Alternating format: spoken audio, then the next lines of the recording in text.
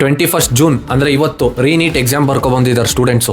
ಅದೇ ಗುರು NEET paper leak ಆಗಿತ್ತಲ್ಲ ಅದ್ರದ್ದು ರೀ ಎಕ್ಸಾಮ್ ಎಲ್ಲ ಚೆನ್ನಾಗೈತಂತೆ. ತಿರ್ಗಾ ಲೀಕ್ ಆಗಿರೋ ನ್ಯೂಸ್ ಏನು ಇನ್ನೂ ಬಂದಿಲ್ಲ.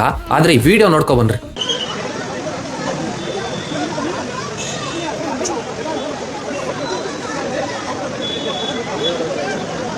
ಆ ವಿಡಿಯೋ ಬೆಂಗಳೂರಲ್ಲಿರೋ RC ಕಾಲೇಜ್ದು, ನಮ್ಮ ಕಾಲೇಜೇ. ಬೇರೆ ವಿಡಿಯೋ ನೋಡ್ಕೊ ಬನ್ನಿ.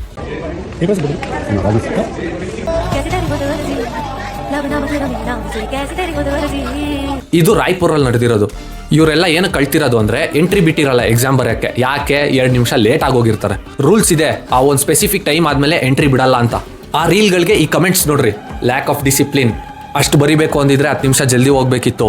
ಇನ್ನೊಬ್ಬ ಯಾರೋ ಪುಣ್ಯಾತ್ಮ ವಿಕ್ಟಿಮ್ ಕಾರ್ಡ್ ಆಡ್ತವ್ರೆ ಅಂತೆ. ಯಾವ ವಿಡಿಯೋಗೆ ಏನ್ ಕಮೆಂಟ್ ಹಾಕ್ಬೇಕು ಅಂತಾನೂ ಗೊತ್ತಿಲ್ಲ. ಈ ವಿಡಿಯೋ ನೋಡ್ಕೊ ಬನ್ನಿ.